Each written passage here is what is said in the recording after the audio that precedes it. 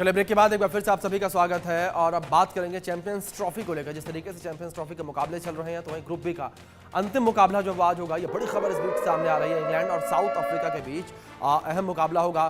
कराची में दोपहर 2:30 बजे से मुकाबला शुरू होगा। सेमीफाइनल के रेस में अभी भी 3 टीमें बरकरार हैं।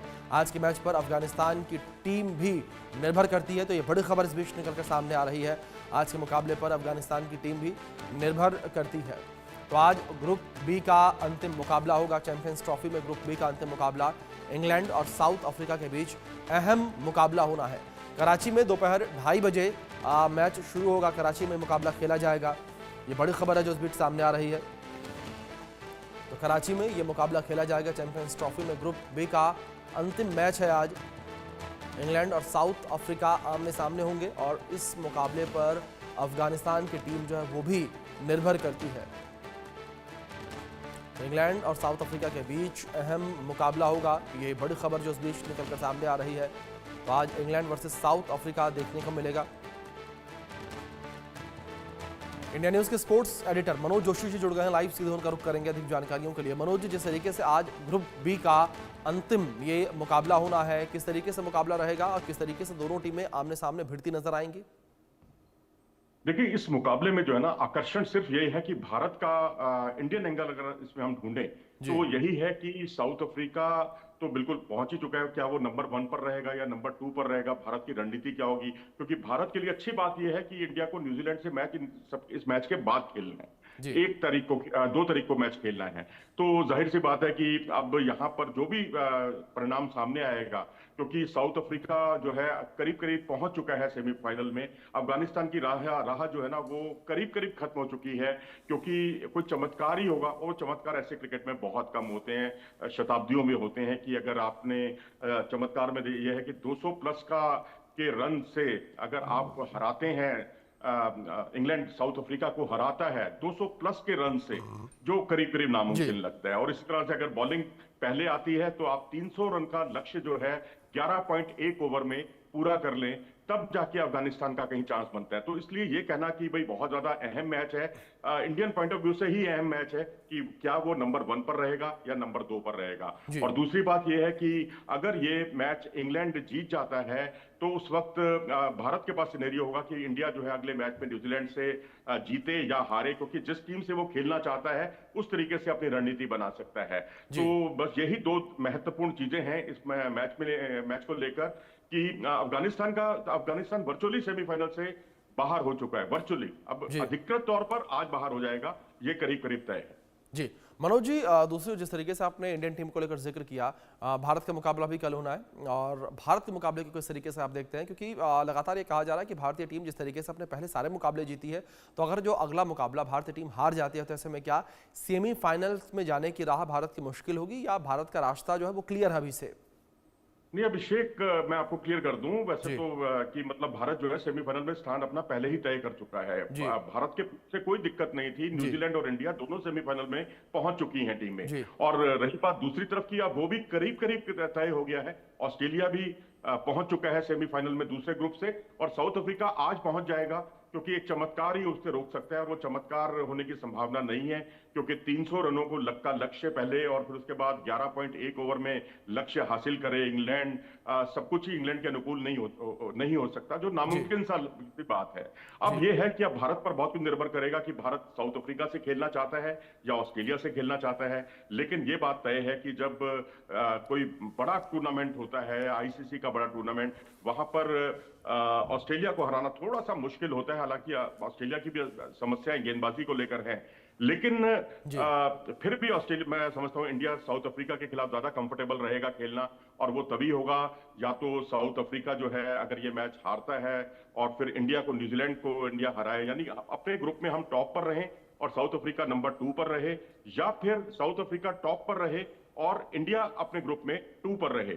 तो वो सिनेरियो जो है उस तरफ ले जाता है भारत को कि India versus south Africa in semifinal, क्योंकि T20 वर्ल्ड कप में इन्हीं दोनों टीमों के बीच में मुकाबला हुआ था और उसमें भारत ने बाजी मारी थी साउथ अफ्रीका के खिलाफ।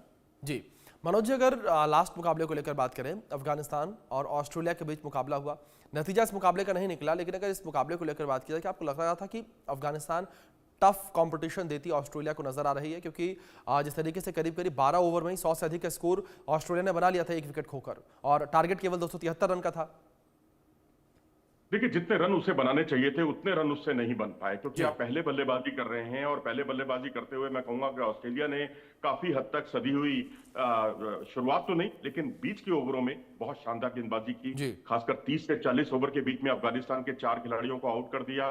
जो एक्सेलरेट करना चाहिए था, जो उसने पिछले मैच में, इससे पिछले मैच में जो किया था, 113 रन बनाए थे 10 ओवर में, यहां वो 70 प्लस कुछ ही रन बना पाया आखिरी ओवरों में, क्योंकि विकेट उतने नहीं थे। अकेला चना भाड़ नहीं फोड़ सकता, क्योंकि तब ओमर जई को नबी का साथ मिला था। नबी ने भी बहुत ताबड़तोड़ बल्लेबाजी की थी और एक तरह से बकियां उधेड़ दी थी उन्होंने। लेकिन अब यहां पर ऐसा नहीं था। यहां पर ऑस्ट्रेलिया ने सदी हुई गेंदबाजी की और रनों पर अंकुश लगाने की कोशिश की, विकेट लेने की बजाय। तो वो उनकी रणनीति कारगर साबित हुई, क्योंकि पहले शुरुआती अगर 10, 12, 15 ओवर आप देखेंगे तो ऑस्ट्रेलिया की वेवर्ड बॉलिंग थी। बहुत लेग स्टंप के बाहर गेंदें जा रही थी, कुछ और बहुत ज्यादा शॉर्ट गेंदें हो रही थी, और तो और स्पिनर्स बहुत ज्यादा शॉर्ट गेंदें कर रहे थे। तो ये रणनीति कुछ समझ में नहीं आई थी ऑस्ट्रेलिया की। लेकिन जी ऑस्ट्रेलिया की बल्लेबाजी क्योंकि बहुत मजबूत थी, और वो उसने दिखा भी दिया, क्योंकि जिस तरह से पहले तो 30 से 40 ओवर के बीच में बहुत शानदार गेंदबाजी, और उसके बाद बहुत ताबड़तोड़ शुरुआत। लेकिन अब ये नहीं आप कह सकते कि बारिश ने उनको हरवा दिया। अगर मान लीजिए 20 ओवर खेल भी लेते ऑस्ट्रेलिया, जी तो ऑस्ट्रेलिया की बल्लेबाजी आ भी जाती, तो डकवर्थ लुईस नियम से ऑस्ट्रेलिया मुकाबला जीत जाता। जी लेकिन जिस तरह से उनकी शुरुआत थी, जिस तरह से ताबड़तोड़ बल्लेबाजी थी, उससे ये मानना होगा कि ऑस्ट्रेलिया बहुत पेशेवर टीम है।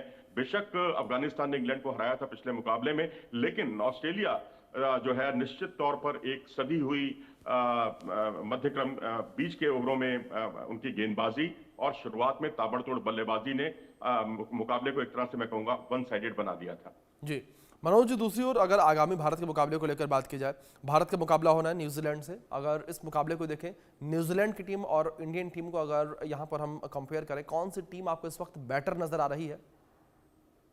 देखिए जी, दोनों ताकतवर टीमें हैं, और ये जी दोनों टीमें वाकई फाइनल में खेलने की स्थिति में हैं। दोनों के बीच में फाइनल मैं होता हुआ देख रहा हूं। जी और वैसे तो क्रिकेट अनिश्चितताओं का खेल है, कुछ भी हो सकता है, लेकिन उनके जो 3 स्पिनर्स हैं, बल्कि आप तो सचिन रविंद्र को भी मिला लें तो ब्रिस्वेल है जिन्होंने 5 विकेट चटकाए हैं।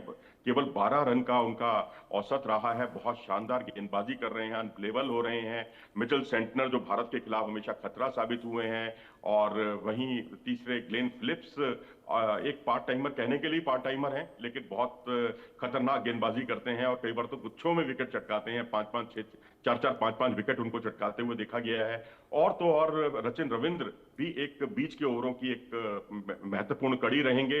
तो यहां पर क्योंकि भारत जो है हाल में टेस्ट मैच में क्लीन स्वीप का शिकार हुआ, तो वो न्यूजीलैंड की फिरकी गेंदबाजी की वजह से ही हुआ।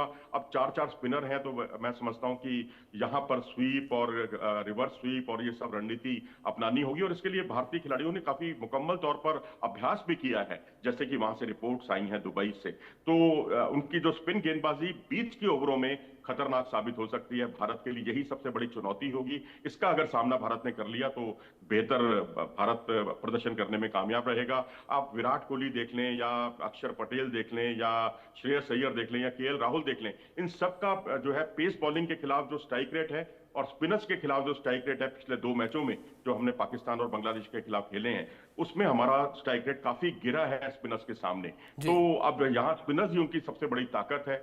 मुझे लगता है कि तेज गेंदबाज ठीक है, हेनरी है, राउरके हैं, ये भी कम चुनौती रखने वाले नहीं है शुरुआती ओवरों में, खासकर रोहित शर्मा को अंदर आती गेंदों पर। लेकिन वही है, रोहित शर्मा खेलेंगे या नहीं खेलेंगे, उस पर भी एक सस्पेंस बना हुआ है।